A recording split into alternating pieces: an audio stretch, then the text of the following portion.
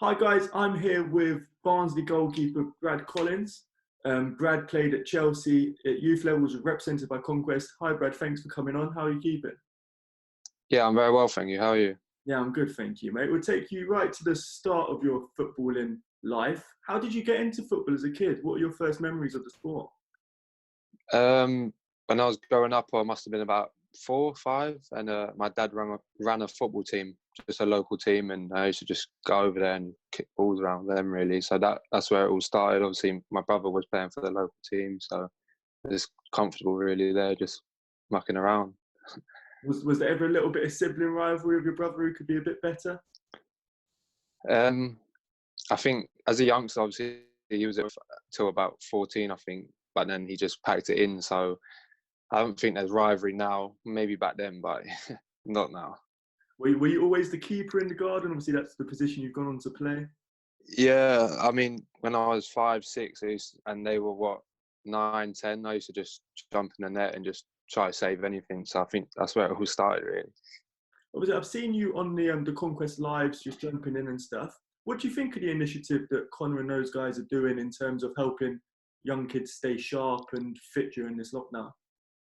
Yeah, I think it's great. Obviously, they do a lot of stuff in the community with Conquest Academy, obviously. So I think it's great that they're jumping on this. And like I said, I was doing fitness on my own, and then you lose a bit of motivation. But when there's people there talking you through it and doing it with you, it's so much easier and get a real benefit from it. As a young kid, how important do you think academies and people like Connor are doing, and how important do you think they can be for young kids?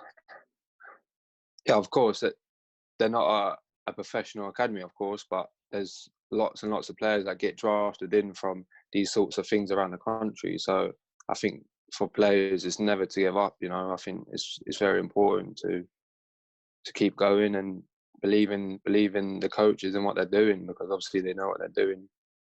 Obviously, you've gone through the ranks. You played youth football and then a few loans, and now at Barnsley in the Championship. What tips do you give to aspiring young players who are sort of trying to emulate what you're doing? Um, like I say, like the 3 clubs that I've been on loan up there and Chelsea have all had different philosophies in the club. So I think it's being able to adapt to different situations, whatever you get put into. And I think you also learn from and benefit from that you can then take forward in your career. So I think that's one of the main things. Connor's been very vocal about he thinks you're one of the most underrated keepers in the country. It must be great to have someone who has that belief in you in your corner. Yeah, of course. When I first met Connor, I wasn't particularly into agents. I had a falling out with one a few years before, and I kind of just let my football do the talking. So obviously, when I met Connor, he was a really down to earth guy, and he just wanted the best for me. So I think obviously to have someone like that in my corner is great. He was saying to me he's tipped you up to play Premier League football and stuff. That must be a big motivator for you in your career. Yeah, of course, but obviously you grow up as a footballer dreaming of that. So obviously I'm in good stead at the moment. I still have a long way to get there, of course, but I think if I just keep working day in, day out, and hopefully maybe one day I can get there. You said about having a falling out with an agent. How refreshing is it to have someone who you get along with quite well? Yeah, of course. Obviously, the agent before, I didn't really talk to him. It was yeah, it wasn't on nice terms. A lot of things happened in the company, and we didn't get told about a lot of things. So to have someone to talk to day in, day out is great. How beneficial can that be for you? Because I imagine for you, you just want to play your football essentially and let someone else do the other stuff behind the scenes. Yeah, of course. I think that's the main thing as a footballer. Like, you just have to focus on the football. With all the politics going on around football and everything else, I think the main thing is on the pitch that you're 100% right. And if you're not, you don't kind of have a leg to stand on off the pitch. You know what I mean? Yeah, exactly. Yeah. You were picked up by Chelsea at a very young age. How big for you was that? Because you're only, what, 10, 11, I think it was? Yeah, I was at Portsmouth as an under 8, and I got released, and then I went to just a local team, and they were great with me. There was called Pace Youth. I still talk to the guys now. they got a similar thing to Connor actually. They do very very very well, and yeah, and then played a friendly game at Chelsea. Just I think it was against a random team, and obviously there were scouts there. And then I got scouted, and they said they'll want to come on trial. And at first I said no. I said no. I said honestly no. I said obviously because I think in my head I had the Portsmouth thing, and I thought I was so down about that. If I don't get in, like, it'd just be a big kick. So the first session, I was sat at my nan's house, and I said I don't want to go. Then about an hour before the session, I said actually I want to go. So I turned off about 25 minutes later, my first session, and then I was on trial for 6 weeks, and then yeah, just got in there and progressed through the ranks. You achieved some great things at youth level. How good was it to have that early taste of success? Yeah, I mean, obviously it's good to have a winner mentality. I think it's a big thing in football, because at the end of the day, if you don't win the games, and there's fans, there's managers, everyone's kind of jobs on the line as well, including ours. So I think to grow up around a winner mentality is vital. And you're one of only a handful of players who have won a couple of youth leagues. How proud are you of that achievement? Yeah, of course, it's a big thing in the academy side of the game.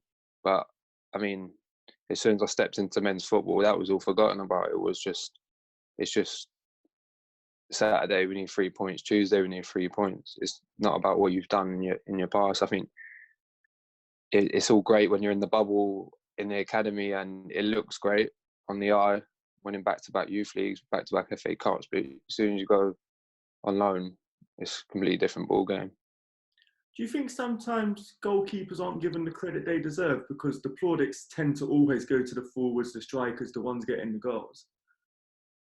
In what kind of sense, you mean? Just in general? Yeah, because whenever you see like match reports or whenever people talk about players at clubs, it tends to be the guys who score 20, 25 goals a season.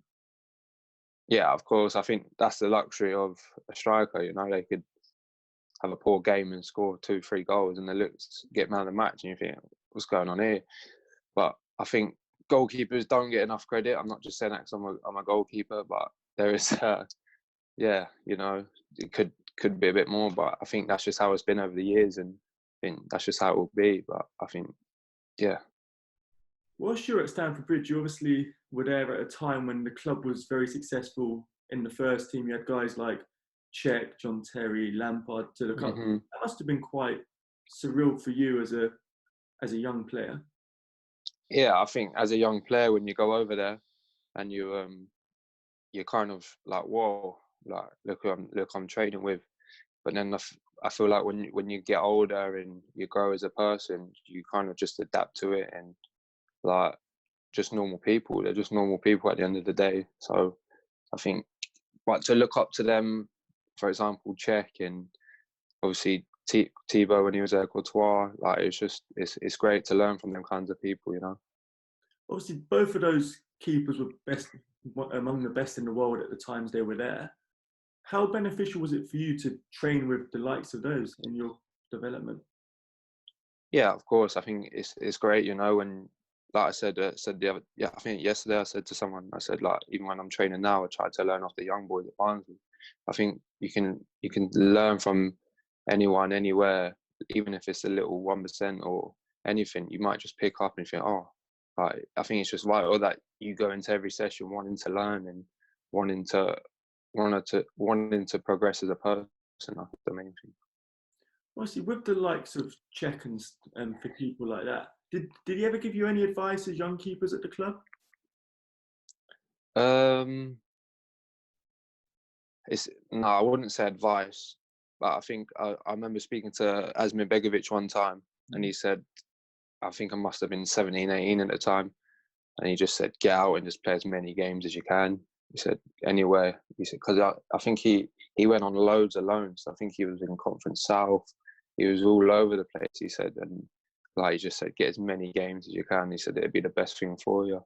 So that's when I think, in my head, I was thinking, like, yeah, I need to get out. I was kind of stuck in training with the first team, playing the 23s at one season, and I was just like, my head was just all over the place. I was thinking I just want to get out and play in front of big crowds and think 3 points actually mean something, you know. So was that quite a difficult time for you then? You say your head was a little bit. Yeah, I tend to, I don't really like to train without having knowing I've got a game, if you know what I mean. I find it a bit not disheartening, but you know what I mean. Like you as a footballer, you play for games. That's what you're trained for. So when you're training and you know there's not a game coming, it's quite tough. I think that's why the third choice goalkeeper is probably the hardest thing as a goalkeeper. If you ever have to do it or ever done it, I think it's very, very tough. So you essentially feel like you're wasting your training because you're doing all the skills and things like that, but then not actually getting any. Yeah, I mean, yeah, I'm not saying that I should have been playing first team because I was nowhere near it, but I think what I'm trying to say is if I went up, like for example, when I learned to League Two and I was training every day and then I'd have a game on Saturday, you know what I mean? I think it's just that bit of motivation that can then kick on, your confidence can kick on. I think everything can just kick on from that. A lot of the guys you played with, the likes of Tammy Abraham, Mason Mount, people like that, Tamori, they're now playing in the first team. The philosophy's sort of changed at the club, hasn't it? Yeah, obviously Frank's gone in there, and the backroom staff is obviously Joe, Jody. There's a lot of they've been in the youth for a little while now. So, but I think the players that have got their chance deserve their chance. You know, I think a few of them have been terrific, and obviously when they've come in, they've done really well. It's just, yeah, there's for example, there's been many players over the years that haven't managed to break through, and finally the chance has come for them, and I'm happy for them. Talking about the loan spells and the ones you went to Forest Green, you went to Burton. How beneficial were they for you, just for as an experience point of view? Incredible. I mean, I was speaking to someone yesterday on the phone, and we played at Forest Green together, and we was just talking about it. It was a crazy season. It was just everything I seemed to do it would just end up in a goal. If I made a little mistake, or like it would just be a goal, and it was just that was my first time in men's football where I thought, wow, this is not a joke. This is proper, you know. So I think then I kicked on in the second season at Burton, and I learned so much from the first season that I can then progress and learn even more. Obviously, we're a better league and probably a better team at the time. So yeah, it was good. Was it a bit of a steep learning curve then, going from under 23s football and then going into competitive League Two action? I think yeah, for sure. I mean, especially when that was my first loan. It was obviously they just come up from the conference at the time, and it was we knew it was going to be a tough season, but we didn't realise how quite tough. But yeah, we got there in the end and dug deep and come through. You obviously had to leave Chelsea to get regular football, but that's benefited you really well. In a couple of seasons, you're now playing in the Championship at Barnsley. A few years ago, that might have seemed quite a fair way off for you. Yeah, I mean, if you told me 2 years ago when I was playing in League Two that I'd be in a champion 2 years, I'd have went, no way. But I think that's the power of football, you know. I think you have one good season, anything can happen, or two good seasons, and anything can happen. So I think it's just important that for anyone out there, just keep your head up because you don't know what's around the corner. It seems to have come at a really good time for you personally, just in terms of right time, because you're thriving there. I know the last few games there were a few clean sheets just before the break. Yeah, I mean, yeah, we started off the season very, very tough. It was, I think we didn't win in 16 or something like that, and it was very, very tough. And obviously Gerhard come in, the new gaffer, and he's kind of changed the philosophy of the formations, and it seems to be working. But obviously we're a long way from safety, but I think everyone in the club has a belief that we can do it, and yeah. You had to move around a few times, the places you've gone to. Obviously, you were living in London, Forest Green's a fair way from there, then from there to Burton, Yeah, and now to South Yorkshire. These are just the little sacrifices you have to make as a young player, aren't they? yeah, I think I'd take them in my stride. You know, I think I look at it as in 20 years, you look back to I've lived there, and it's just all different experiences that you can take full experience.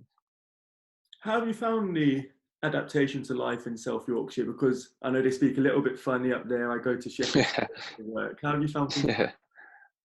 I mean, yeah, the accents is different, but I think they're all generally very nice people, very, very down to earth. I think sometimes in London, people can get carried away with themselves, and it's up there you don't see anything like that. So I think it's a very down to earth place. You went into a club with Barnsley where the majority of the squad are young players similar age to yourself. That must be really good in terms of the culture to help you fit in really quickly. Yeah, I mean, yeah, it's easy, but I've fitted in wherever I've gone. Really, I've kind of adapted to it. I think, yeah, obviously there's been men in the change room who have been absolutely screaming at me, and you just have to deal with it. I think coming into a young group is probably easier, but if I look at that, I'm probably one of the older ones in that group. So I kind of one of the I played a few games, and yeah, I think everyone there is in the same boat. I think they're just trying to strive, get experience, and get better. Well, as keepers, there's usually a couple of you in the squad, three of you probably max. There seems to be a great camaraderie among goalkeepers, even though you're only fighting for one spot. Yeah, I mean, I think that's always been the case. I think ever since I grew up, it was all about goalkeeper union and things like that. I think it's important that you have to stick together, because there's times when Gaffer's going to get onto the goalkeeper coach. There's times that it's all going to, you know what I mean? I think it's just important that goalkeepers always stick together, no matter who's got the shirt. I think people got to respect that and support him.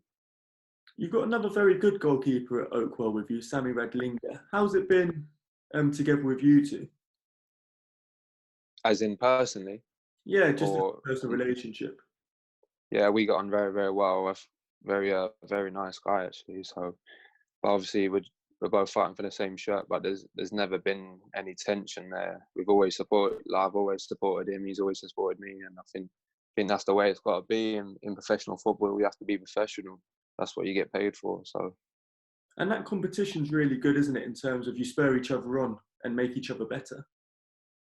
I think, yeah, 1,000,000%. I think if you're a goalkeeper who's not getting challenged, you're going to get complacent, or you might, you know what I mean. But when there's someone there fighting for the shirt, I think it's a completely different ball game. You have to be on 100% every single day. How has it been in a dressing room where it's been a difficult season, respectively? You've been down in the relegation, fighting for your lives.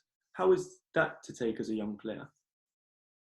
Um, Obviously, I had the experience at Forest Green. We was bottom of the league most of the season. I think the last 10 games we've got out of it somehow, and I mean, it's not a nice place to be.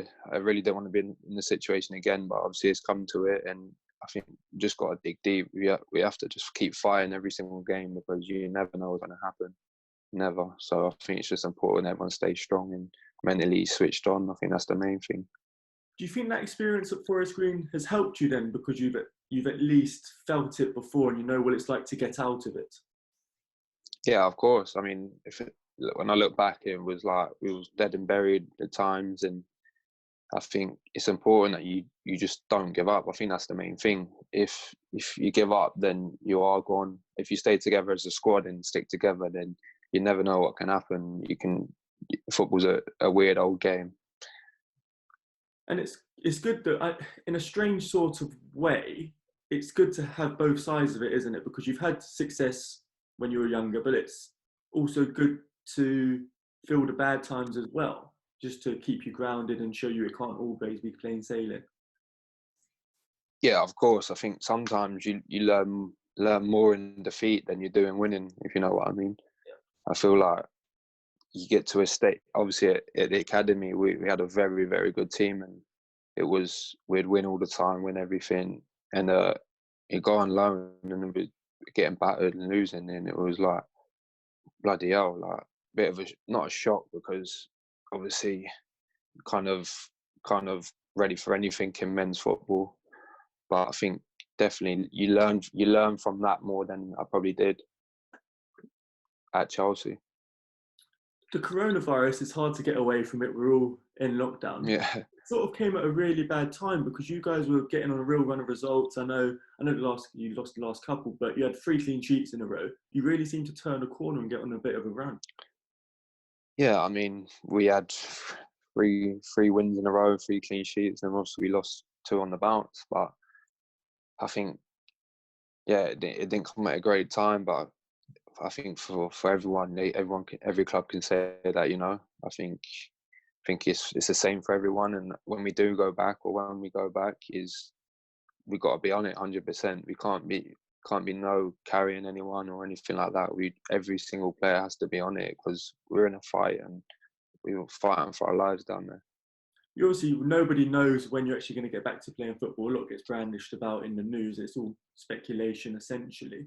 But how important is it that everyone stays sharp, stays fit, so that they can hit the ground running when you return? Yeah, of course. I mean, I know all the boys are doing. We have a Strava app, and we have to log our fitness and things on there. So I know the boys are doing loads, and hopefully we can just stay sharp. And when we get back to it, we don't have to have too long before we can really start flying. And I don't know, maybe could stay up. Anything can happen. How much are the physios and people at the club, how much information are they giving you in terms of plans and stuff to help you stay in shape? Yeah, we've all got our individual plans it's a position specific. So I think that's the main thing, because obviously if I'm doing outfielders running, it's not really beneficial to me. So obviously it's everyone's got their different plans, which is very good. There's obviously been loads of different scenarios brandished about. There's talks of playing the remaining games behind closed doors. How do you feel as that as a spectacle and as a player? I think if you're going to play, I think you have to play it with the fans, no matter if that takes another 2-3 weeks, whatever. So be it. But I think you have to play with the fans. I think especially in the position we're in, we're going to need the fans 100% to get behind us, because we're going to be fighting for our lives, and if they're with us, then we can beat anyone. And that must be a big motivator for you. It's sort of that 12th man aspect, isn't it? Yeah. Of course, we've still got some big games at home, so obviously we love the fans to be there. But whatever the outcome is we'll deal with it. Well, I imagine as you guys, you just want to, because of the position you're in, you just want that chance to actually fight for survival, don't you? And stay up on your own accord. Yeah, of course. I think we've shown enough. There's games where we've been in this year and somehow we've lost, or we've drew, and you just think if we just got a few more of them points, we'd be in such a better position. But at the end of the day, that's football for you. But yeah, I think 9 games left, I think it is, and I think we all want to play and we want to fight and show that we can stay up. I know that personally you've had a few family tragedies along the way. How much they affected you, and then you've used them as a motivator afterwards? Obviously, yeah, dad was a big part of my life growing up. He used to take me from Southampton to Chelsea 4 times a week. So, but obviously, before my first loan, I was due to go on loan the season before I did in the summer before I actually did. But obviously, Dad passed away, so it was a bit like, then we just stay here for another year, get my head together, and then next year. But obviously, the tough thing with me is he didn't get to see the league debut, which was a big thing, because obviously he's worked as hard as I have to get me there. So it was very, very tough. But obviously, I know he's still looking down, and hopefully I'm doing him proud. But yeah. Well, you've gone on to some great things. It's one of the big things, isn't it? People don't see the amount of sacrifices family members do behind the scenes, do they? Nah, there's always a lot of big talk about argument if dad's on the sidelines, you know what I mean, all that type of things, and telling their kids that. I think family members who just let their kids just go and strive and do what they want in the football kind of sense is the way to do it, because obviously dad would tell me a few things here and there, but he never told me what to do, where to do it, like, if you know what I mean, on the pitch. Brilliant. Thanks, Brad. Thanks for your time. Good luck to this for the season. Thank you. Managed to get it back on. Yeah, thank you very much.